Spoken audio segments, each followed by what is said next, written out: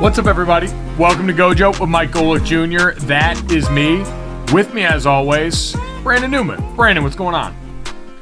Nothing much, Mike. Happy to be here with you today. How are you feeling, sir?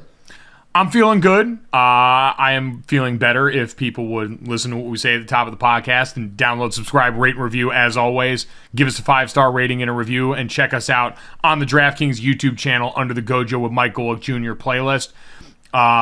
Good show today. The NBA, very giving, because as we know, sometimes during football season, even as great as it is, the middle of the week can get a little slow. And thankfully, NBA Media Days started happening around the association. We got a lot to get into, a little bit of who's that Pokemon among NBA player quotes from Media Days around the league. We got Kristian Winfield, who's going to join us here on the podcast. Always excited to talk to him. Kristian does an outstanding job over writing for the New York Daily News. He covers the Nets. He covers the league overall. And we know the Nets, as presently constructed, have been the most interesting team of the NBA offseason and will probably remain the most interesting team of the NBA regular season. Plus, Kristian also reveals that he is ready for the apocalypse were it to show up at his doorstep tomorrow. And I always like surrounding myself with like-minded people who are forward-thinking. We talked yesterday about my real addiction and love for post-apocalyptic thrillers. Most of that is centered around what comes up with me and Kristian, Brandon, which is almost always, do you believe you could survive? What would be your strategy in surviving an apocalyptic event? And who else would you like to bring along with you as teammates in that ordeal? Ooh, interesting. I feel like the last question you need about a month to answer, to get the right team around you. But I think I am ready for the apocalypse, Mike, to answer that question. I don't know exactly how I would survive, but at some point in time in my life, the great Lord God above, my Lord and Savior, he told me I'm not to die in battle. So I am not afraid of anything, really. Well, I mean, is it a battle if you're overrun by a horde of zombies who just rip you apart? That's less battle and more an onslaught. No, I think that's battle, because I consider it battle as anything you have to fight for your life for. But that could just mean that you get snuffed out hiding in some closet by one zombie. Then it's not really a battle; it's more hand-to-hand combat, and now you're just getting, potentially taken down by, depending on what brand, because this is always the wild card. Do you get the World War Z type zombies that are fueled by something different? It's more of a super rabies, I Am Legend zombies, same sort of thing. Or do you get the Walking Dead ones that are just reanimated, they're in decay, they don't move super fast, but fast enough? That's a huge variable involved in this that could lead to you getting killed by a little kid zombie or having to wait for a horde of full-grown adult zombies. I don't know if this goes without saying, Mike, but I'm much more afraid of animal zombies than human zombies. Like the zombie bear attacks and the zombie monkeys and things like that. That concerns me a little bit more. So a zombie apocalypse, I'm staying away from the zoo more than I'm staying away from anything else. Brandon, though, the number one rule in the apocalypse, it's not the zombies you have to be afraid of. It's other people. They always become the toughest part, because once you are in a competition for resources, and for anyone keeping score at home, the resources are always the same. It is fuel, it is water, and it is ammunition. And if you do not have those three things in the apocalypse, then you are a roving band of ravagers trying to find those three things and take them however you can. So it's always the people you got to worry about. Mike, I hear you. It's always the people you have to worry about, and I am one of those people today, because today is actually a special day, and I'm going to force you to reset your brain and your whole everything after you hear from some people that are important to you real quick. Hello, Michael. Happy birthday to you. Hank says happy birthday as well. 33 years old. Holy smokes. Oh, wait a minute. Harry wants to say happy birthday as well. So does Ted. Oh, well, maybe Ted. Ted might be a little tired. But Hanky wants to say happy birthday. I want to say happy birthday. Hope you have a lovely day, and there better be much cake involved. 33. Wow. Happy birthday, Mike. Happy birthday. Happy birthday, my friend.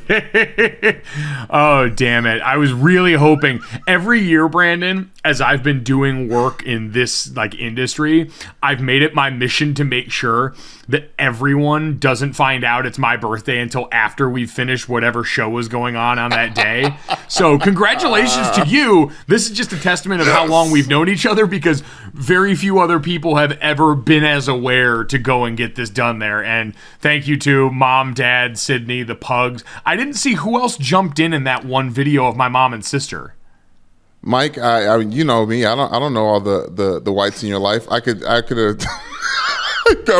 I'll zoom in for you so you can see. I was hoping you'd be able to tell me. But anytime your mom and your sister both laugh hysterically at something, I was like, oh, Mike will enjoy that. What's this freeze frame? Does that tell you who it is? Oh, that's Glory. Okay, that's my sister. One of my sister's old college roommates, Glory, who played on the Notre Dame soccer team. So thank you to Mom. Thank you to Mom, Dad, Sydney, Glory, Hank, Harry, and Ted. My favorite part of that video was the constant snorting going on from the two pugs and a bulldog asleep on my father's lap. Oh, Hank had all the things to say in grunt form. So, yes. Now, challenge you. Get back to the thing.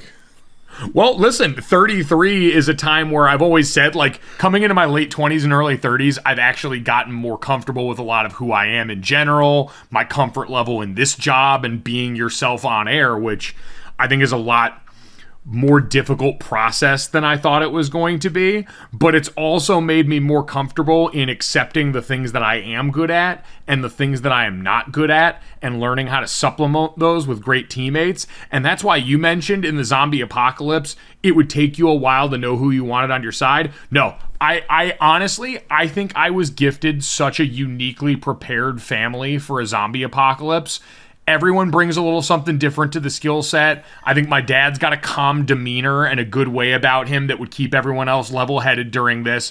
My mom is wired like me up top, constantly thinking of what's the worst-case scenario that could get us here and workshopping through those plans. My sister, brutally strong and effective, for some reason has had a fascination with crossbows and other weapons that we have fed her entire adult life. And then my brother Jake is the only handy one of us in the family, can fix and do and put most anything together. And so honestly, I think Jake is the ultimate utility player when it comes to us after the apocalypse, but we've all ingested a ton of post-apocalyptic content. We've all spent a lot of time talking about strategy, the right size dwelling that you want to be in, no basement access and not a lot of doors and windows to work with. Hopefully you're back against a body of water, since we know zombies have a little more difficult time navigating that sort of thing. And most importantly, surviving till winter, when all of a sudden the reanimated start to really suffer the effects of the biting cold outside. So for that reason, I think that in this time I have learned I have a really good apocalypse family, and I'm very thankful for that. I mean, sorry in advance, the Golic Family Podcast. Sorry in advance, we're going to survive this thing together. Yes. Sorry in advance, you're still going to have to deal with our bullshit on the other side of this world-ending event. Deal with it. Okay, wait a minute. Do you put any stake into Jesus years, Mike? It's a big thing in my community. But once you walk into that 33rd year, it's something. It's supposed to be something special, because that was the year supposedly. When Jesus was doing his thing so much, everybody was like, "Get out of here!" Yeah, it's like, there's a lot of pros and cons to those years, and we know certainly the con on the back end of this. So I'm going to try to avoid one of the more brutal deaths possible. But no, I don't put a ton of stock in that, Brandon. I've said publicly I'm not overly religious anymore, but I don't know. I'm just happy to be here, man. Like, a lot of people say no birthday after 21 is really all that important. And to an extent, I agree. I don't really make a big deal out of it, but I'm also just kind of happy. Like, all right, I'm here again. That's more like, at this point, we've seen a lot of other people who unfortunately aren't here at this point. And so the fact that I get to wake up and just be in general is pretty great, let alone get to do a bunch of fun stuff and get to hang out here with you. I agree. I like that. I like that mentality. I don't believe you're capping. I believe everything you're saying. But you've also, because you're an 89 baby, I've said this a lot because I'm a 1990s and all of other 1990s. It's a special camp. But you always remind me of the Tommy Pickles, Angelica, Susie Carmichael of the group, because you're 89, you're able to stand in a way where everyone else is still kind of crouching and kneeling. So I've always thought of you as the big baby of all the babies since you're 89, baby. So Mike Golick Jr., big baby. Big baby. Honestly, I hug that 89, like getting in right under the finish, like right under the closing door in the jungle in some movie where you slide under. I use that and claim that I was born in the 80s with such wanton disregard for what that actually means. 80s baby. Yeah, no, 80s baby, Libra season, it's all out here right now. So shout out to my fellow Libras holding it down here. May the scales of the universe tip in your favor. Pablo Torre, one of my birthday buddies, the great ESPN Daily host, had his birthday yesterday. So shouts out to Pablo. Nice. Plenty of other people that I'll miss. I think me and Hillary Duff share a birthday, so big ups to Hillary. I don't know what she's doing right now. Is she? Yeah, she's representing for moms out there. She had a full body shoot recently. She was saying all things. My niece Zoe, my first niece Mike, I was like Jackson, your first nephew, very very special. She turned 11 yesterday, so that was very special. It was a fun time, and it's kind of crazy. You've been there for all the birthdays, and 11. So I wanted to ask you this because you told me about that off air. Does your niece think you're cool? Ooh, me? Yes. I think she thinks I'm cool, but I think she thinks I'm cool in a way that like she doesn't necessarily think I'm cool. Like I think she like she does not like sports or like going outside. So like she's very much like a tech person, like loves talking to me about her CAD classes, like the computer animated drawing classes and things like that. So like I think she respects the fact that people like sports, but like I'm only cool to her because she's 11 years old and I still pick her up like she's 2. You know what I mean? Like I'm cool because like I'm just like the jungle gym uncle. Right, which is an important role to fill. I totally understand where you're coming from because while my nephew Jackson is only 3 months old right now, so we don't have that kind of relationship yet. It's more just, hey, we're going to sit in the same spot and hang out. I've got obviously a lot of our friends that have kids that I've been able to interact with a bunch who I am the jungle gym uncle, like you said. I come over and when we're in the pool, I get to help throw everybody up and do all that. Right. They all get to wrestle with me and they do stuff like that. So I am cool in that regard, but a lot of them are trying to get to that 5-6 age where they start to talk a little smack back to you, which is an interesting dynamic because then I have my younger cousins. Ella, Lexi, and Bryn, who are my mom's sister's kids, who are like getting into high school age now. And with them, it's kind of interesting because I'm an overgrown toddler, so I like a lot of the things that they like sneakers and Harry Styles and Taylor Swift. And so we have a lot of that stuff in common. And because they're getting into all that stuff, and I've seemingly been in all that stuff, I have kind of achieved a little bit of a cool in an age range where, one, I'm not their parent, so of course I'm going to be cool, because when you're a teenager, no one's parents are cool, and you're all kind of doing that bit of chafing in the relationship. So I feel like I have the advantage of being the outsider coming in. Yes. I definitely feel that for you. I used to be that for my nieces and nephews, but having a baby changes that a lot. Like really, whatever it is, whenever you think you're kind of like in the little cool mindset with the younger kids, once they see you have a little human, they look at you a little bit differently. They're like, oh, you're of age. You're a narc. You try to act like we were one of us and you had a baby this whole time. What? So you were just not going to tell me you had a whole baby now. You were just going to let that slide. But yeah. Well, happy birthday, Zoe. Your uncle Brandon is still cool, but it's so weird. That's become so much of life now, is me just wondering what small people think of me. Oh man, Mike, I mean, I think it's the beginning of the end for us. Is like we'll just always be concerned what the younger people are thinking about us at all times. Like even the people that come into these comments, Mike, and say the voice of a generation. Some bot keeps coming into our comments and saying we're like the fresh new voice for under 40 for a sports podcast. I'm like, don't leave us alone. Shout out to that bot. Shout out. No, don't ever stop commenting. And if you're someone who comments the same thing on our thing every time in Apple Podcasts, keep on keeping on. We'll take every single one of those things. You guys don't have to be creative or original, man. You just have to be active. All I'm saying is the concept that we're the new fresh voice because we're under 40 is nuts to me. I can't get over that. Meanwhile, everyone else is still older than. I mean, I still, we think we're old, and we are.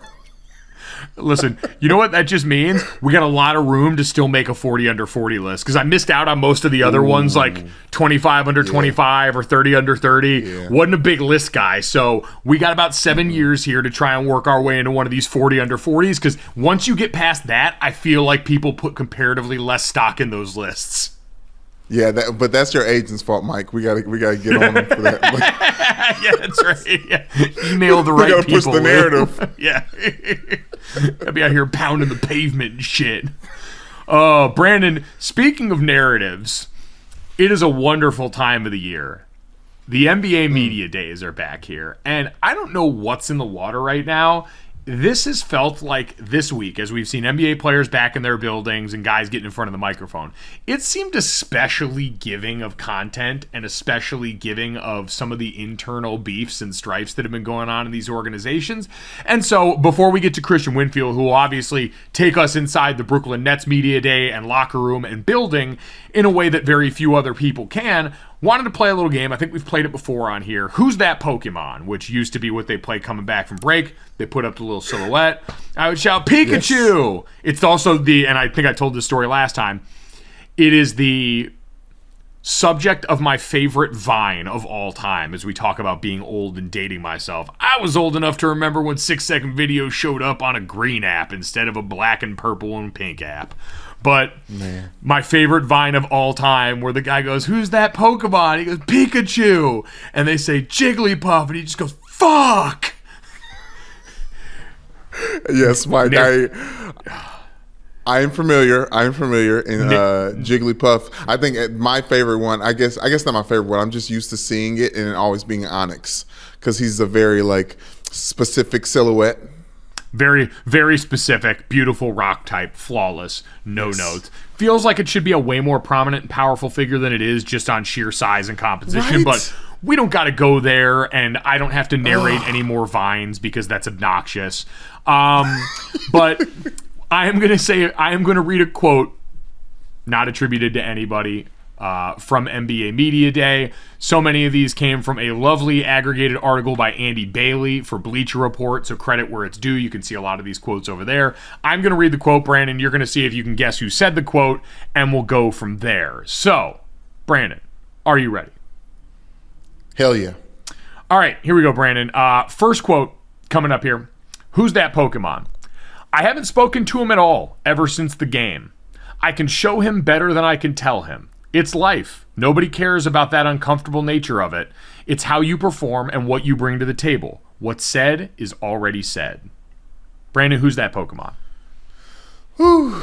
Now, you got to think about who he's talking to, who he's talking about. I ain't talked to him since the game. I haven't talked to him since the game. So think about a dramatic ending to the season. NBA. Ooh. I want to throw you off by saying something incorrect, but I think I know who it is. I think that's Deandre Hayden. That is Deandre Hayden, the Phoenix Suns' very own. And that game was the Game 7 that they were eliminated in the postseason, where Deandre Ayton got benched late in that game. And the conversation he was talking about was with Phoenix Suns head coach Monty Williams. And Brandon, this one's sort of wild. So Ayton signed the 4-year, $133 million offer sheet, I believe from the Pacers, that was matched immediately by the Suns, and so brought him back there. And wasn't very excited about it when we first heard it from him in the press conference then. And now very much seems like there's some unresolved stuff with him and Monty Williams. And Brandon, it's one of those things for the Suns, who have been the one team out in that general four corners area between the Suns, the Denver Nuggets, and the Utah Jazz, that was sort of able to get over the hump and get to a finals at least with that core that they had there. They had kind of felt like the chosen one, and between the internal strife in that building over Robert Sarver and what had gone on with that lingering over people's heads, even though he is now said he's in the process of selling the team, with this, the already uncomfortable nature of, was DeAndre Ayton going to be a sign and trade piece for them? Was he going to be part of getting one of those guys from Brooklyn out to the Phoenix Suns? That was one of the favorite rumored landing spots for Kevin Durant for a while as that was going on. I wonder, and Monty Williams, Notre Dame guy, we love him around here, and was lauded during that finals run for being a great leader of men and someone you really wanted in your huddle. It seems like you got a lot of fractures that are starting to show up in this for a team that may already have had their best basketball behind him, just because Chris Paul is going to keep getting older and injury is unfortunately already so built into the model for him. Yeah, Mike, but there's something about that team that makes me want to give Monty Williams a little bit of credit. Obviously, I think he lost Coach of the Year that year to Tibbs. I think DeAndre Ayton being a part of that was a huge.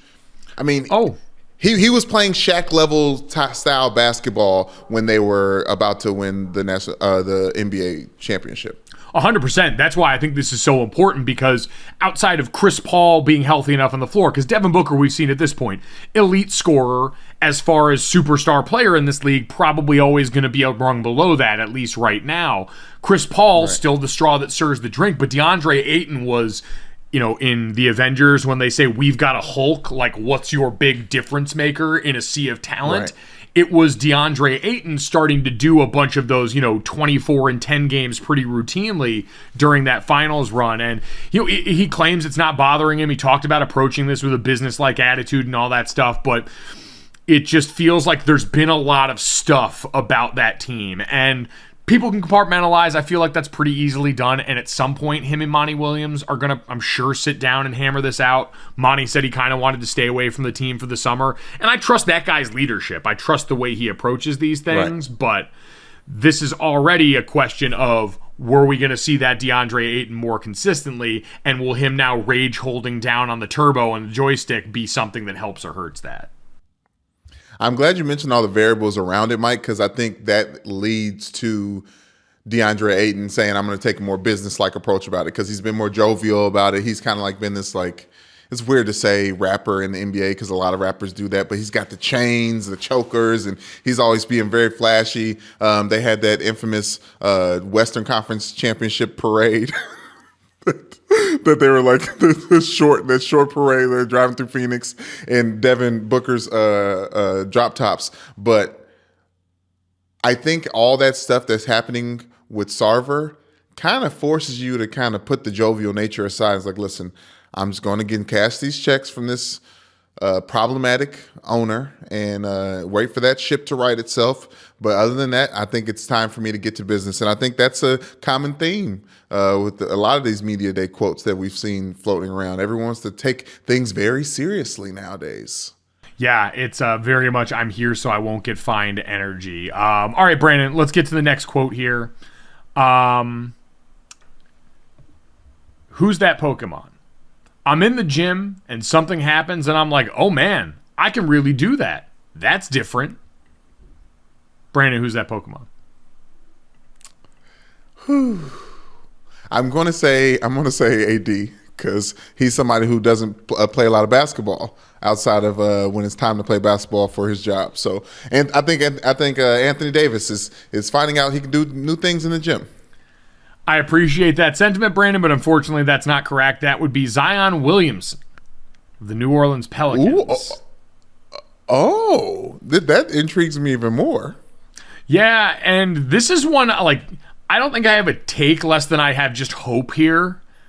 I just hope that Zion, who the conversation's always going to be about his weight, and I think him talking about his health is indicative of weight. You see pictures of him. He's always looked like a big muscular guy. He looks a little bit leaner.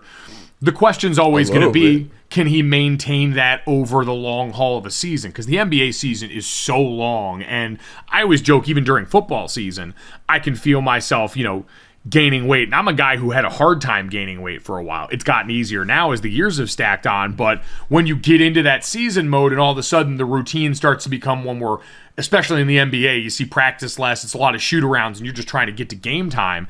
can that hold up there for a guy that's naturally big in Zion? I hope it's the case because, man, when he was healthy and on the court consistently 2 years ago, it was some of the best basketball we had ever seen from a young player. And Ja Morant has picked up that mantle. I'd love to see a league where both of those guys have a chance to shine because very different players, but both an extremely exciting brand that basketball absolutely benefits from.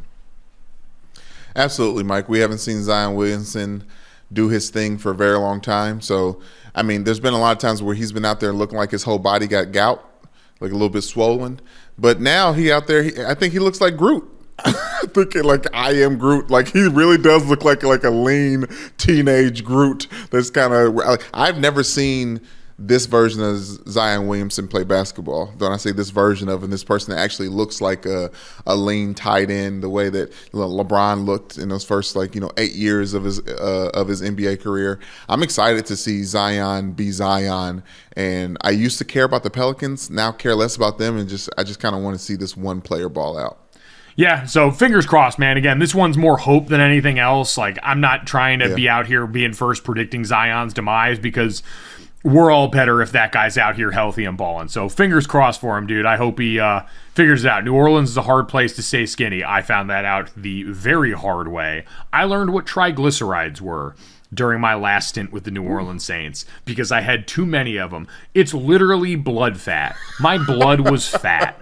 And that was a humbling moment for me to hear from a doctor who was concerned. Your blood is sweating, Michael.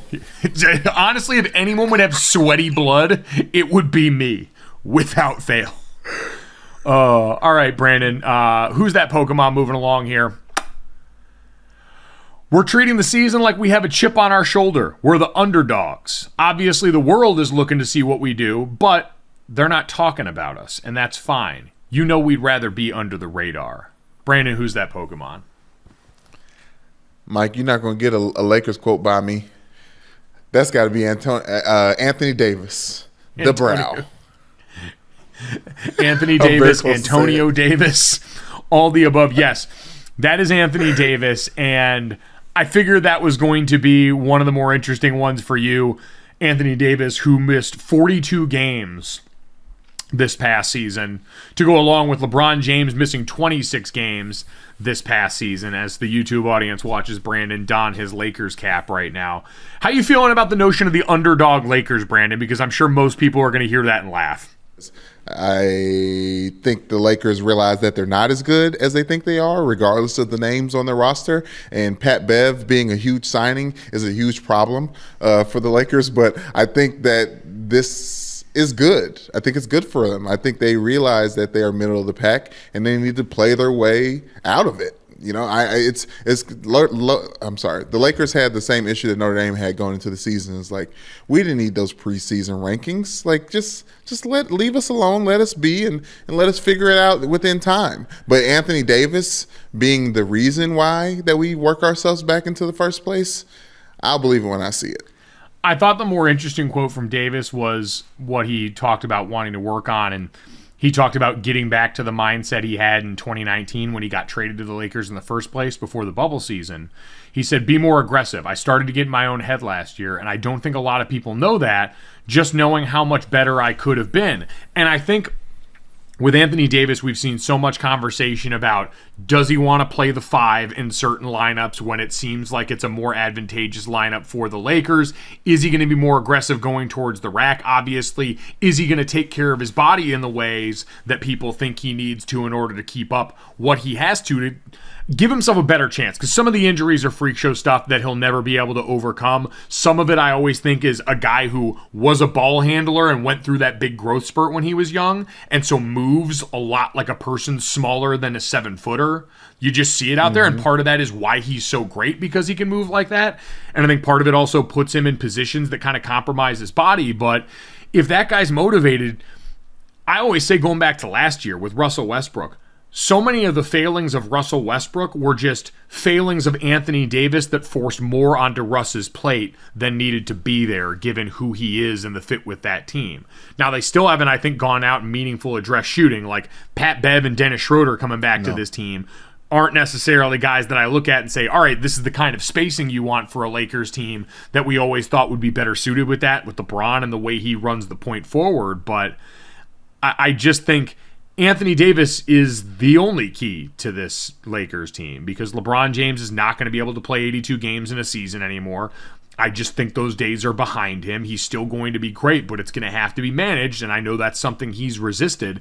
And so these quotes and this attitude and this approach, I would imagine have to feel pretty true, because if you're the Lakers and you're missing the playoffs like they have now 2 of the 3 years that Anthony Davis has been here, that's pretty embarrassing. And when you're expected to be one of the next great Laker bigs and you don't live up to that, I'm sure you hear about that from a lot of people. And so he's being, I think, pretty candid here in a way that would lead me to believe he's putting himself in the best spot to do that, which is good, because him being productive the way he was in the bubble is the only way the Lakers are going to sniff a title this year. Because I really do think that they can move with him, but I just don't like the concept of leaning on him, Mike. It's terrible. I mean, it's scary. He's not reliable. Like I'm hoping that the focus on LeBron James chasing the Kareem Abdul-Jabbar all-time scoring points leader, that narrative will let AD just cook quietly.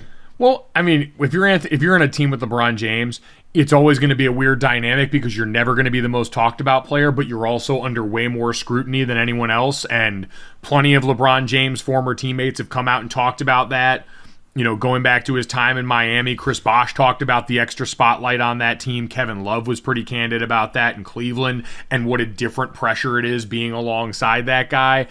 And this is before we get to Pat Bev and Russell Westbrook being on the same team, us analyzing their DAP around media days and if we think that's going well. Russell Westbrook, when being asked if he thinks the Lakers wanted him here, being pretty honest and basically saying, we all have been in relationships where you just basically got to go out and make it work. Like, I'm paraphrasing a bit. I don't want to misrepresent what he said, and I don't have the quotes right in front of me, but it was pretty eye-opening, where he basically seemed to realize, yeah, it was made pretty clear how things are around here, but I'm going to go out here and make it work because it's the team I'm with, and I'm going to approach it like a professional.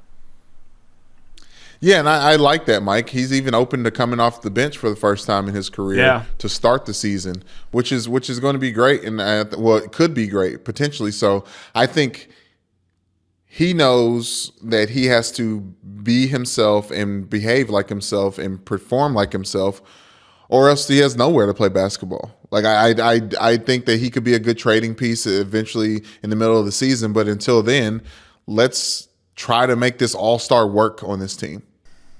Yeah, that was my one question, and I know the finances are always going to make Russ a pretty cumbersome trade partner, but if you can get some of that old lightning in a bottle to start the season, and I think, again, that becomes a lot easier if Anthony Davis is buying up the lion's share of attention, then maybe you can flip it. Maybe it's worth keeping by then, but who knows. All right, Brandon. Last one of Who's That Pokemon? Nah, I know I'm that good, and that you're not just going to give me away. I know who I am. That sounds like a Pat Beverly quote, Mike, but I think it's Kevin Durant. Yes, the fact that it could be Pat Bev or Kevin Durant, and we could probably play that game pretty successfully, is incredible. But yes, that is Kevin Durant talking about him, and this was an incredible spin zone, because this offseason, the Nets were the talk of the town. Kyrie Irving opting in after not getting the long-term extension. Kevin Durant requesting a trade right after that, not getting it. And this was his spin zone of saying why he appreciated Sean Marks and Nets owner Joe Tsai, because they weren't just going to give me away, which is his way of saying, oh no, I didn't lose in this struggle for power inside the organization. They just knew what they had, so of course they weren't going to do that. It's an incredible know your worth king moment from Kevin Durant, and I appreciate how hard he spun that.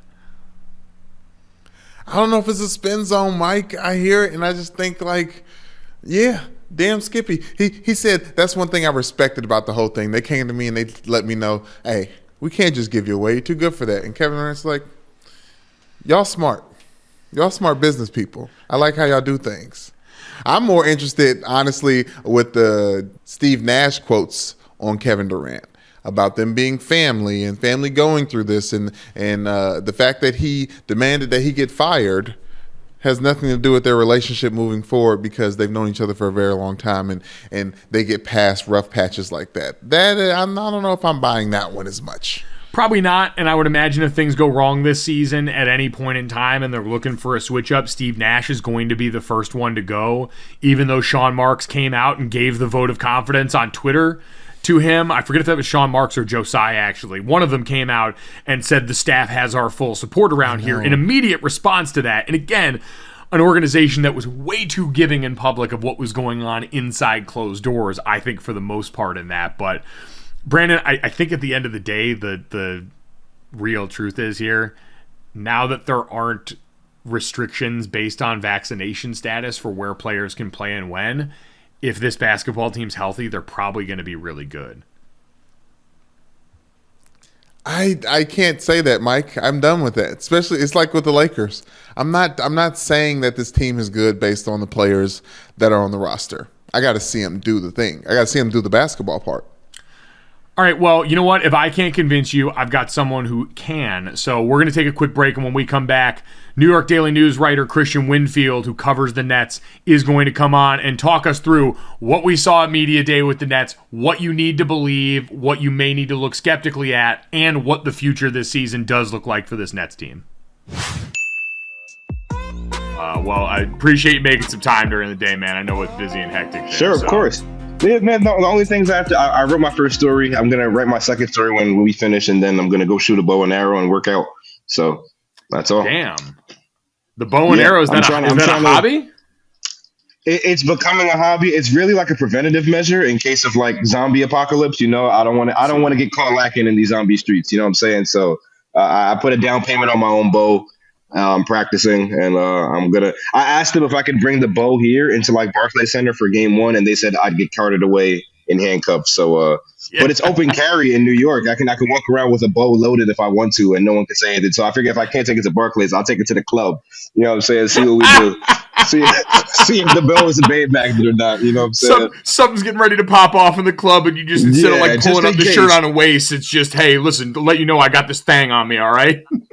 I got that thing on me. You feel me? It's not that thing, but it's that thing.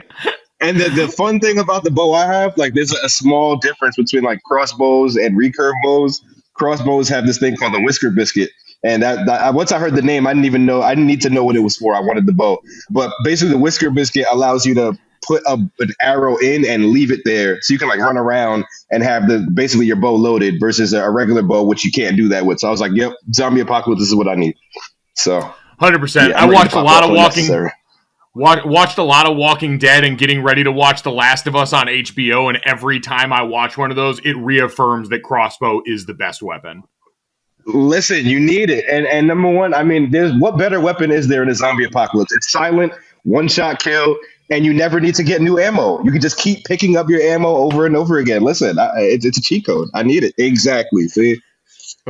Life hack city. So Kristian Winfield, in addition to reporting on the Brooklyn Nets this upcoming season, is ready.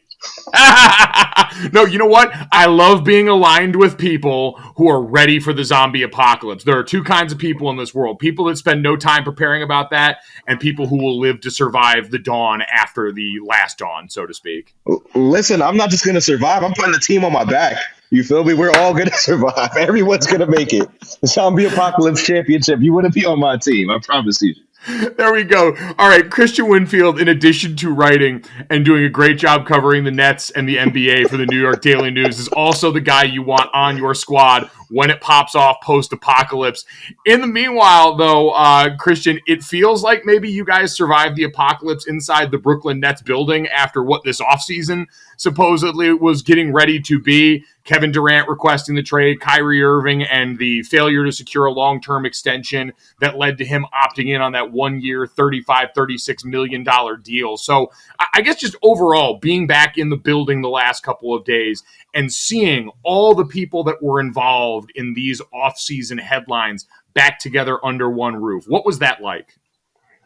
You know, I think the best word I can use to describe it is kind of like mature, you know, like These guys put all the dirty laundry on the table and discussed it and found a way to move forward, right? And you had Kevin Durant speaking very frankly about why he requested a trade. He said, hey, there was no accountability. We went on this 11-game losing streak. I felt like we should have won some of those games. We're relying too much on me here. And yes, I know I'm that good, but, and then he pointed to other instances. I remember last year when the Nets were in Memphis, the Grizzlies didn't have Ja Morant, and they still beat the brakes off the Nets. And that's just kind of how it worked. I think the Grizzlies went, 25-4 or something like that in games Ja Morant didn't play last year, and the Nets go on this 11-game losing streak without Kevin Durant. Kevin Durant is upset about that. Steve Nash comes in. He's like, hey, I understand that we had shortcomings as our team, but then you point to the roster, so many people being hurt. It's nice to see that these guys have talked about it. And they've talked about it amongst themselves to the point where,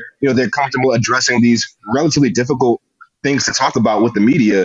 And it just appears like everyone's on the same page. They understand that last year was embarrassing. You get swept by the Celtics, for Steve Nash to get swept by his old assistant. That's got to sting. But now you've got what looks to be a clear bill of health. You've got what looks to be just like clear air in the franchise. I think it's been it sounds crazy to say that this trade request was good for the Nets, but the trade request, as I wrote for the New York Daily News, it forced the Nets to look into the mirror and see what all their flaws were. And they put all that on the table. And now I think they're ready to move forward. I think it's going to be a good start for the Nets to get into a training camp. Yeah, I think I was struck by sort of that same thing, because normally when these kind of things get brought up at press conference settings, you get a lot of next questions or a lot of non-answers, and everyone was really comfortable diving into this. Was there any one answer or any one person's statement that really surprised you in all of this? Well, yeah, Steve Nash today, day one of training camp, comes out and says, the details about Kevin Durant asking for me to be fired weren't 100% accurate. Mind you, after those reports broke, Joe Tsai comes out and tweets out, hey, Steve Nash, basically the front office is my support, the coaching staff is my support. We're going to do what's best for the Nets in this instance. So that's probably been the most surprising thing, other than, Markieff Morris today likening the Kevin Durant drama to him and his wife breaking up and getting back together. It's just beautiful. Markieff Morris is a breath of fresh air for this franchise. I mean, he came in today and said the perception about the Nets around the league was that they were soft. And then I asked him, well, what are you going to do about that? And he goes, I'm going to knock somebody on their ass. So this is going to be a fun team to be around. I think Keith is going to bring some toughness that this team needs. I think everyone has a chip on their shoulders, right? I mean, when you get swept and you're the team that was 27-15 midway through the season, looked like you were going to beat everybody. That's Kyrie used the word embarrassing, and you don't hear that a lot from players. He said when we left that court after getting swept, we were embarrassed. I think you see a team right now that wants to prove that they are who they say they are, and we're going to get a good season out of them, I believe. Speaking of Kyrie Irving, I thought he had one of the more interesting admissions during his press conference where he was asked about the way the offseason stories lined up, where he opted back in, and then the next headline was Kevin Durant requests a trade, and he called it awkward. Is that a relationship? Yeah. Because we also heard KD say that he is not the liaison between the team and Kyrie, and he made that clear to everyone when he came over here. Is that relationship fractured at all? Because that sounded like someone who's a little caught off guard by what his friend had done. Yeah, I wouldn't say fractured. Kevin and Kyrie have a signature handshake that I've seen them do over the course of the last two seasons. And just yesterday during media day, they did that handshake right before they did photos, So I wouldn't say that the relationship is fractured, but I will say that, Kyrie understands that there's a lot being demanded out of him, that he has to. And quite frankly, he pushed back on the idea that, not getting vaccinated makes him a bad teammate, makes him unreliable. And I understand where he's coming from. It's just when you decide not to get vaccinated and that removes you from the team for the first 1/3 of the season, then, I mean, by definition, you're not reliable because you didn't get what was needed to be on the floor. This year, Kevin defended Kyrie yesterday, because he was asked the same thing. Kevin pointed to year one in Brooklyn when he was out the entire year, couldn't play because of the Achilles. Kyrie still played, suited up, got hurt. Year two, he said that Kyrie was more reliable than both him and James Harden that year before he got hurt in the playoffs, landing on Giannis' ankle. And then year three, I mean, you had this vaccine mandate, and he stood on his ground and didn't want to get vaccinated. But does that define him as someone who doesn't love basketball, who isn't a good teammate? Kevin doesn't think so. I don't think so either. But I do think, to that point, we can't forget that, 2 seasons ago, Kyrie decided not to play basketball because of the insurrection at the Capitol. 2 weeks he missed time, right? I think those are the instances where we're going to have to see if Kyrie truly prioritizes basketball over all things. But at the same time, this man's in a contract year. You know what I'm saying? I think we're going to get a very motivated Kyrie Irving who's going to come out there and put up some really good numbers. I think things have aligned well for the Nets. You've got motivated players. You've got players with a chip on their shoulder. You've got a coach who's motivated who probably has a chip on his shoulder too. And a GM. I mean, how could you not be motivated after Kevin Durant once he fired, right? So it's a lot of things going well in Brooklyn, I think. It's going to all go together quite nicely. You mentioned Kyrie in a contract year. I think that is one of the more interesting subplots, and they spoke candidly about Kyrie Irving and the long-term deal not coming together. Kyrie basically said, I left 4 years and 100-something mil on the table to stand on my conviction of not getting vaccinated. And we saw some disagreement of him and Sean Marks over whether it was an ultimatum, get vaccinated and you will have this contract, or not. So I guess first and foremost, did that situation seem to you like it was one where it was an ultimatum involved from the Nets to Kyrie for an extension predicated on that? You know, I don't believe that there was a situation where the Nets said, if you get vaccinated, you'll get this contract, right? That just sounds like kind of like a violation of human rights in a way, right? Like, no, that's not what we're going to do here. But at the same time, I think that it just lined up so perfectly to where not getting the vaccination was just this incredible indictment on whether or not he's, going to be available, right? The two kind of went hand in hand. And I think the availability concerns were a real thing. When you consider 2 years ago, he was missing games because of the insurrection of the Capitol. He was, missing games for birthday parties, then getting caught not wearing a mask in mass areas. It was just a lot going on. I think at the end of the day, the Nets understand that Kyrie is one of the most gifted players to ever play in this league. But at the same time, he was looking at a 5-year max of $245 million. And Sean Marks said, hey, that's a lot of money to commit to somebody if you're not 100% sure that they're going to be reliable. So I think this is something that we're going to see play out this season. But I think we're going to get a consistent and motivated Kyrie. And then it just punts the ball back to next offseason, right? I think that's going to give him that 5-year max. They're going to give him a different type of contract. This is something to watch as the season goes on. Do you think the Nets would be comfortable, provided Kyrie checks all the boxes in this 1 year? Would that all of a sudden assuage a lot of the fears that the Nets front office had about giving Kyrie a long-term deal? Or is there going to need to be more work done behind the scenes to kind of repair that relationship? Oh, the only thing that needs to happen there is the Nets need to win a championship or make it to the NBA Finals, right? If the Nets succeed and Kyrie checks all the boxes, I think that contract comes immediately, right? Like, okay, this is what happens when he's there. We make it to the NBA Finals. We win it all. That contract comes. If there's more drama or if the Nets aren't as good as they should be, if we're talking about another second-round exit, another first-round exit, then I think that can come up in contract discussions because at the end of the day, that is a lot of money. And you're already looking at luxury tax payments, repeater tax again, because the Nets are repeat offenders for 2 years in a row. This bill is only going to keep getting more hefty. And now you're talking about adding a 5-year max upwards of $250 million next summer. That could be tough. So I think if there's a championship involved, that works in Kyrie's favor. If there's not, if there's an early exit, that could come back to hurt him. The Kevin Durant line about culture, which is something you already brought up, but Katie being critical of what the team looked like when he was out. How much validity do you think there is to that? And is that something that you think they've addressed going into this season? Is there any, what does that situation look like now around the team and the perceived culture in that Nets locker room? Well, the Nets have more depth now than they did last year. I think that checks a lot of boxes. When you're talking about adding T.J. Warren, who is healthy but not physically cleared yet to play. He's coming off 2 back-to-back seasons being out all year. But the last time we saw him, he was averaging 27 points in the Orlando bubble, looking like a superstar, right? And then he gets hurt.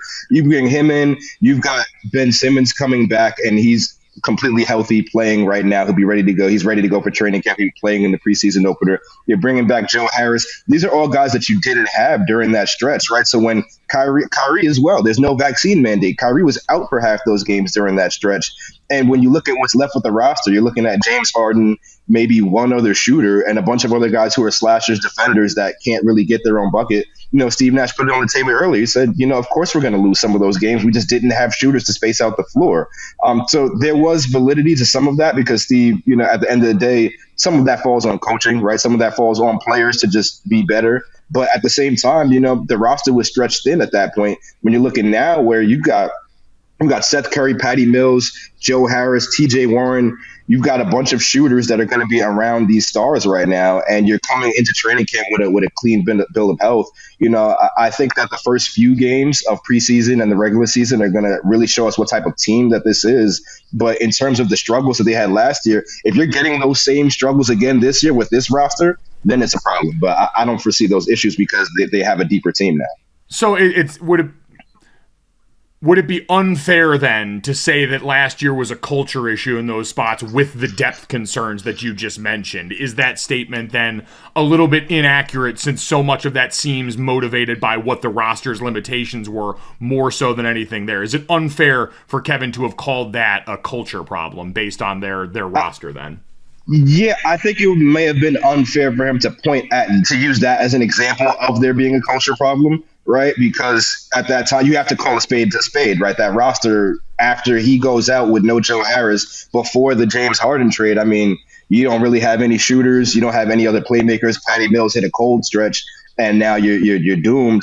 But I mean, outside of that, Kevin just wanted there to be accountability for everybody to be putting their all into basketball, which sounds like he wanted Kyrie to be there at all times, right? That's one way of reading between the lines. But another way of reading between the lines is, he's pointing to that stretch saying, hey, we shouldn't have lost those games. There's also a coach that needs to be accountable for that as well. So you can say culture, you can say roster. There's a bunch of different ways to skin the same cat. But at the end of the day, Kevin said, I want there to be championship habits here like what we had in Golden State. And that's what this team is going to have to start building on right now from training camp. Are there things that Steve Nash has improved on or things that he still needs to improve on heading into this season as a coach? I don't know what he has improved on because we haven't seen him coach a game yet. So I'll have a better answer for you preseason game 1, preseason game 2. But he didn't necessarily get into specifics, which is kind of interesting. He can be like that sometimes. When we're asking him, hey, how do you reflect when a player calls for your job? When a player of Kevin's caliber at that calls for your job, first thing he says is, number one, as I told you, he didn't believe that those reports were completely true. Number 2, he said, families fight. But at the end of the day, we worked it out and we found a way to move forward. I'm interested to see what happens if the Nets hit a rough patch, right? What if the Nets start slow? What if they go 3-7 in their first 10 games? I'm interested to see what happens when the adversity hits because that's when we'll know what type of coach Steve Nash is. Last year, things fell off the wheels, but you could point to COVID, keeping Kyrie out. You could point to injuries. You could point to all those things as reasons why the team didn't do well. This year, you've got a clean runway. And if things don't go clean those first few games, that's when we find out what type of coach Steve Nash is. But I've got a feeling these are going to go well because of the way the team has really been addressing all these issues that happened during the offseason. And they seem pretty focused as a team. They seem connected. It's only training camp game 1. So I can't wait to see what they look like in a week or two.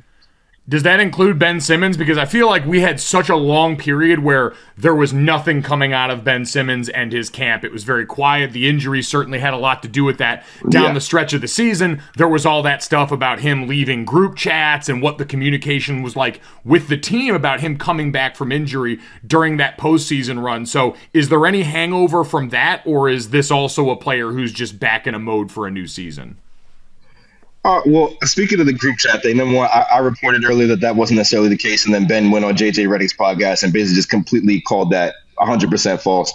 But to your point, Ben is healthy both physically and mentally, and we haven't been able to say that about him in a year plus, right? He's been dealing with back issues. He's been dealing with mental health issues, and he seems to have put both of those behind him. He was shooting jump shots today, knocking down some corner threes in practice. Make of that what you will. Whether he's shooting them in games or not, we don't know. Says he wants to shoot some, so we'll see. I think that Ben is kind of a key that's going to make this whole thing go. You've got a player who can defend all 5 positions, who can play almost all 5 positions, and who's going to go out there, get you rebounds. Markieff Morris called him strong as hell today. That's coming from a strong guy, Markieff Morris. I think Ben is going to – what's interesting? Patty Mills called him it was Seth Curry. Seth Curry called him kind of underrated now at this point of his career, which is crazy because he's been gone for a year. But this is a guy who, I mean, we're talking about all NBA, all first team, all defense. This is a guy who can really be a tone setter for this Nets team. I'm looking forward to seeing him back on the floor. What that looks like, I don't know, but everyone is saying he looks incredible out there on the floor. So I can't wait to see him in preseason game 1. One other thing that I thought of as we were talking before, because you mentioned getting swept by the Celtics and the connection to this team and Ime Udoka. Was there any talk of that around the building today? I admit I didn't see everything as far as the questions were asked, but did anyone get asked about the situation with Ime and what's going on in Boston? Nah, nobody spoke on that. The only thing Steve Nash even touched with a 10-foot broomstick was the Robert Sarver stuff. Was obviously Steve played in Phoenix for a long time. And I believe there's another connection there. I believe Steve is part of an ownership group that also includes Sarver on a different franchise and a different sport. That no one spoke about the Udoka stuff. Steve basically said he was surprised and saddened about about finding out that Sarver was moving and saying these things, but he didn't really talk too much about that at all either. Got it. All right.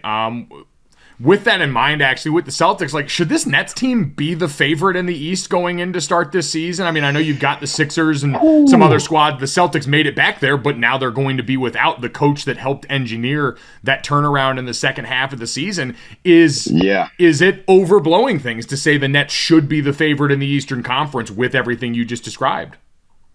You know, I always consider the Bucks to be the favorites to come out of the East. Even last year, I think they didn't come out of the East because Chris Middleton got hurt. I think Chris Middleton's healthy. We see the Milwaukee Bucks versus the Golden State Warriors. I don't know who wins that series. After them, you know, I think there's clear separation between the Bucks and everybody else. And then you have this group where you've got the Nets, you've got the Sixers, you've got the Celtics, and you've got the Heat. I think the Heat are going to take a step down with no PJ Tucker. And then you've got a question mark. What are the Cavaliers going to look like? You got Donovan Mitchell. I think that's a team where you got Donovan Mitchell, Jared Allen, and Darius Garland, who were all All-Stars last year. And the best player might end up being Evan Mobley, depending on how they look this year. The Cavaliers could be a really good team. That said, on paper, you know, I joked with Sean Marks yesterday when he walked by. We were waiting in line. I was trying to grab a sandwich. He was trying to grab some coffee. And I said, hey, the team looks really, really good on paper. And he said, I don't want to hear another thing about on paper. Because at this point, the guys are done talking, right? This team has looked good on paper for a long time. Can they put it together? I think if they do put it together, you have a team that can beat the Bucks in a 7-game series and make it to the NBA Finals. It's a long way to go from there. The team has to build some chemistry and figure out what their identity is going to be, because that is yet to be determined.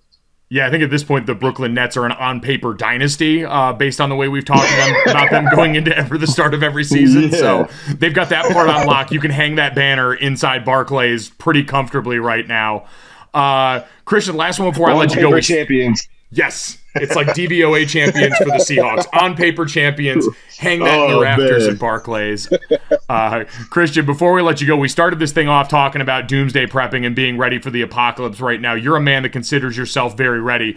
As you look around the Nets building and all the characters that we involved, if you've got to pick 2 people from the Nets organization, player, coach, front office member, that you want on the team with you, starting the zombie apocalypse journey, the post-apocalyptic journey, who is coming along the ride with you?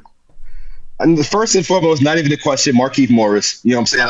I read that story about him getting into a fight with his brother against an entire football team in Arizona back-to-back. They were fighting the whole football team together. That's the guy I want. Number 1, no questions asked.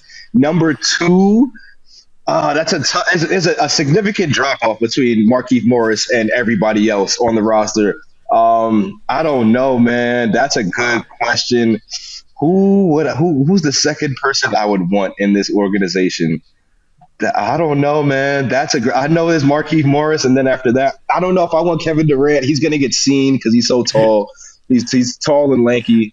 I don't know who. Maybe Edmund Sumner. He looks like he's fast. He's really athletic. He might be able to jump over some of these zombies. Whoever has their gun permit. I need to figure out which one of the Nets have their gun permit. That's the person I want on my team. But definitely Markieff Morris, number 1. Actually, if we've learned nothing else, is Markieff Morris is ready for any situation, and that includes anything that pops off after a world-ending event. So good to know that we've got that firmly scouted. Yes, 100%. Oh, Awesome man. stuff. All right, guys, make sure you check out Kristian. Does a phenomenal job, as always, covering the Nets and the NBA over at the New York Daily News. Kristian, appreciate it, man. I'm sure we'll talk to you as the season gets rolling here. Appreciate you having me, man. Anytime.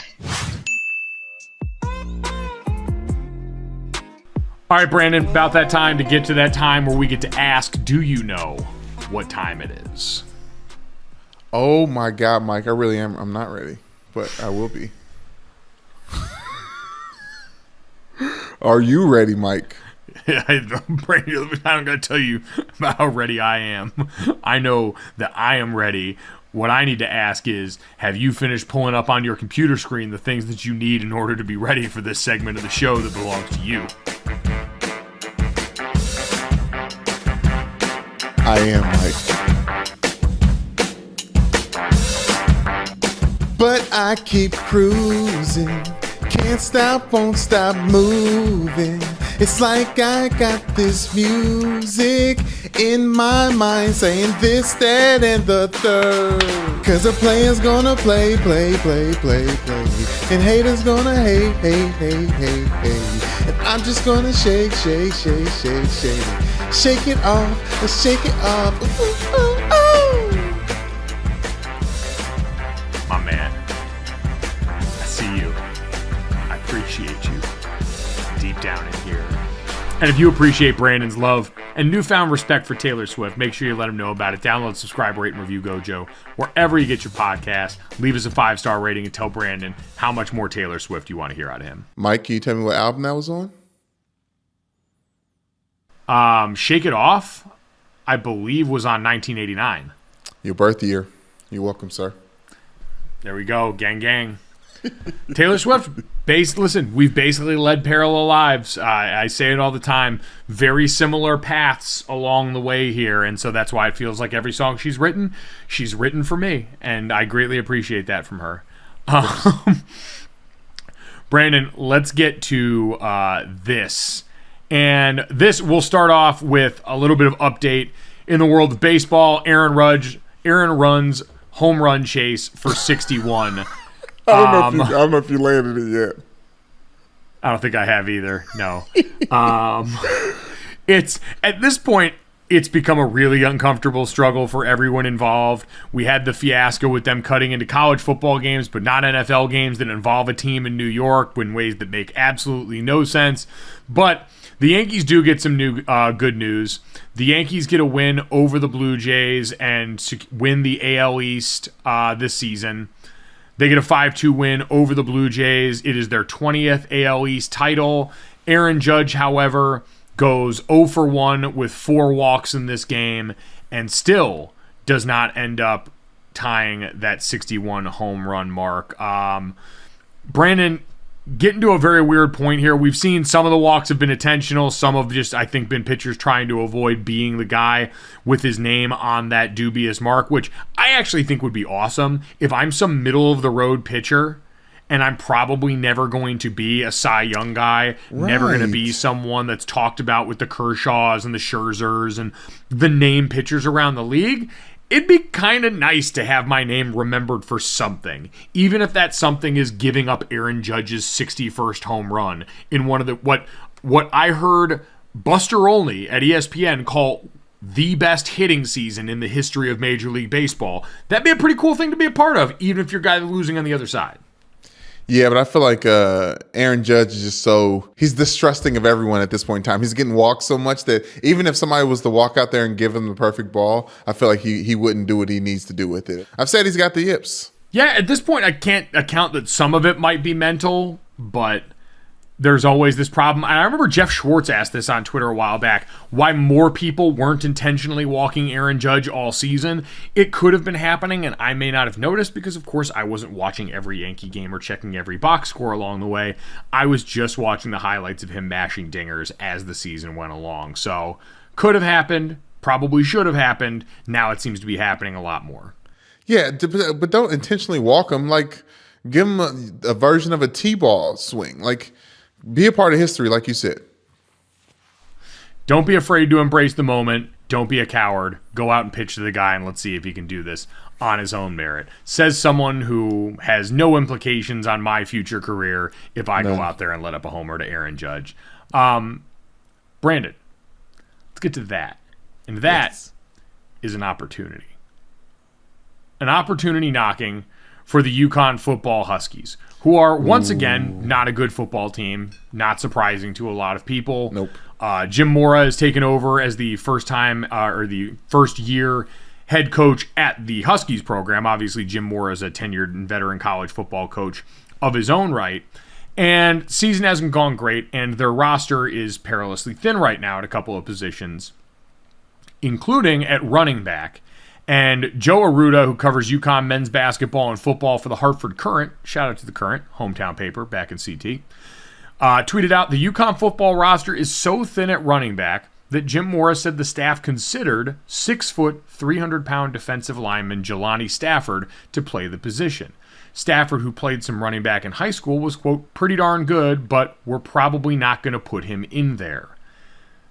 Jim, you can't dangle that out in front of the people and then just take it back. Thank you. It's coaching malpractice, Brandon. Can't stand that.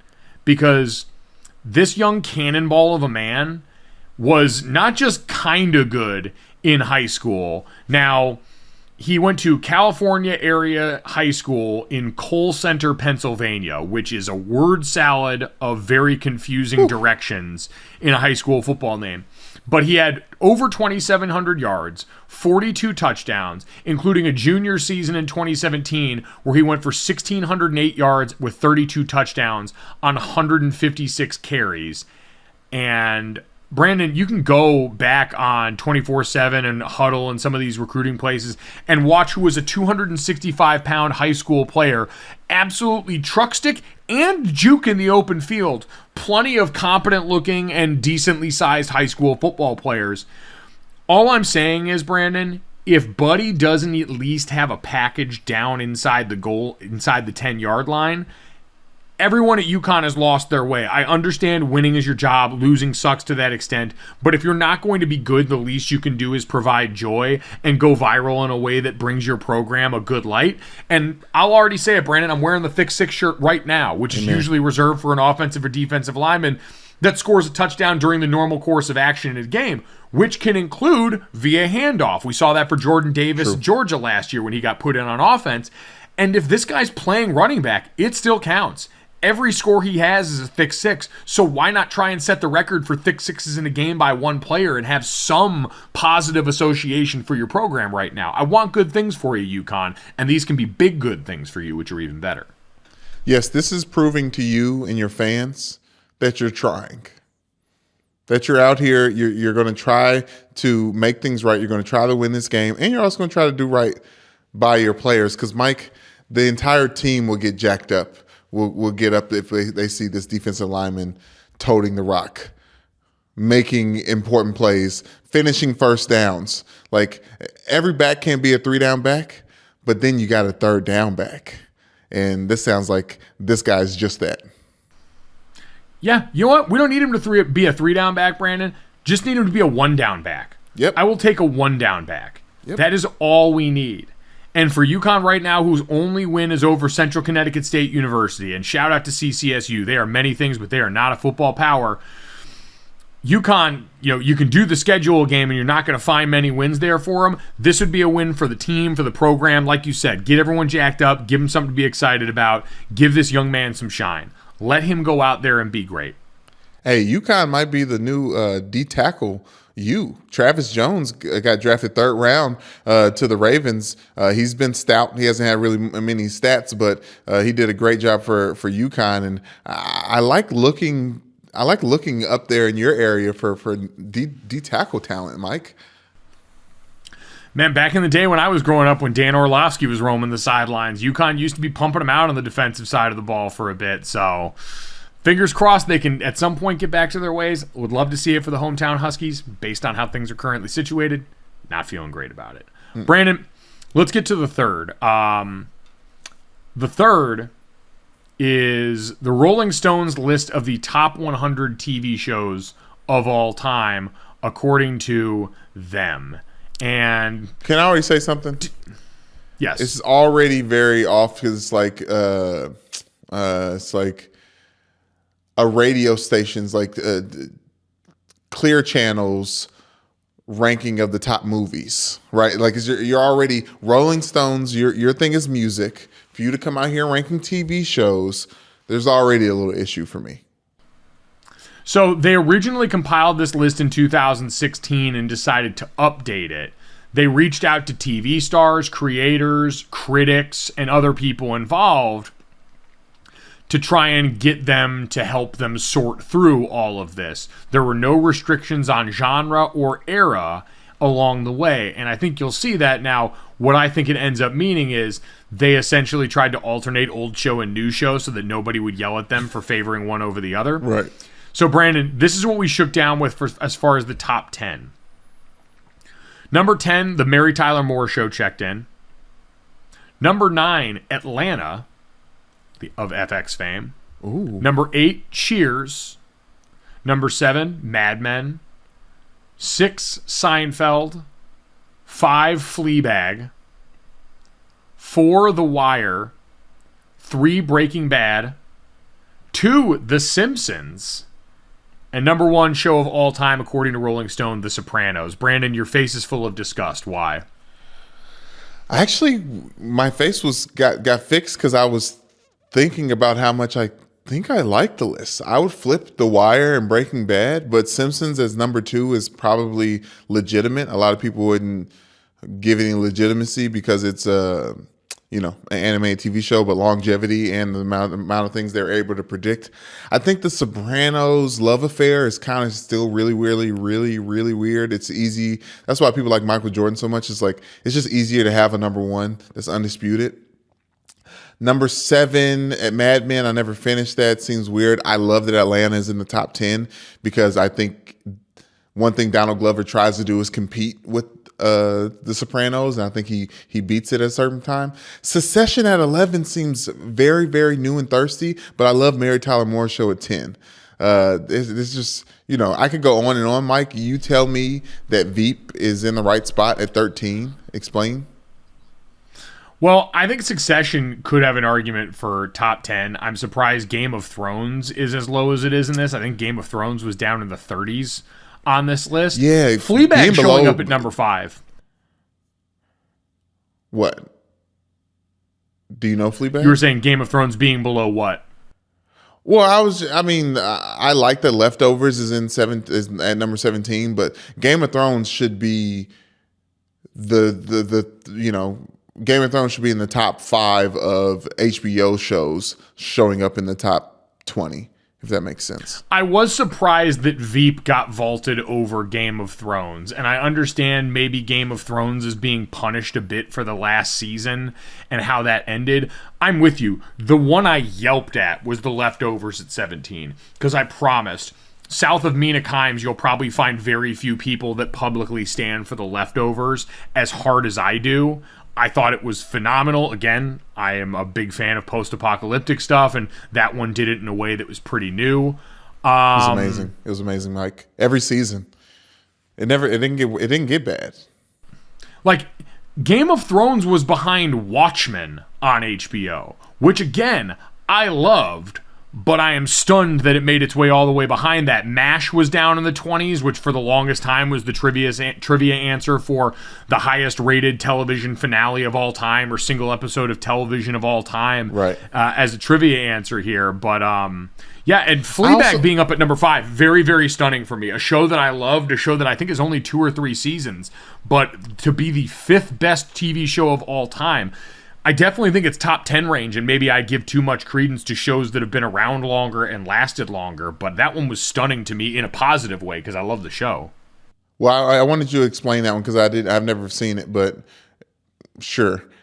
All in the Family, a Norman Lear creation, the very first Norman Lear thing to pop up in this top 100 shows list, which I imagine I did a little peek. Jeffersons, which was the spinoff of this show, is number 77, the Jeffersons. But All in the Family at 21, a show that was kind of the genesis of Simpsons and a lot of those adult-oriented animated comedies, Feels weird, Mike. And I'm not even a nerd in Star Trek. Being 22 feels off. I will say the thing that made me the absolute happiest, Brandon, was seeing Parks and Recreation ranked 4 spots ahead of the U.S. Office. The Office checked in at 34 with Parks and Rec at 30, which is accurate because Parks and Rec is a better show. And during the pandemic, one of the things I did, I had never watched The Office wall to wall, and I decided, because I had always publicly slandered it against Parks and Rec, which is wrong. The Office is a really good show. My brother and his wife love it to like a level that rivals cult worship. It's a very good show. And I went to watch it to do research so I would be informed about what the other side is looking at and seeing and processing. And I came away still affirmed in my belief that Parks and Rec is a better show that makes you care more about the characters and delivers better laughs along the way. Better laughs is where I'm going to stop you, Mike. I think less problematic laughs, which a lot of people don't think there'll be, less potent laughs. The more problematic, the more potency a lot of people think. And I agree with you, Mike. I think The Office had all the bones to make it a great show.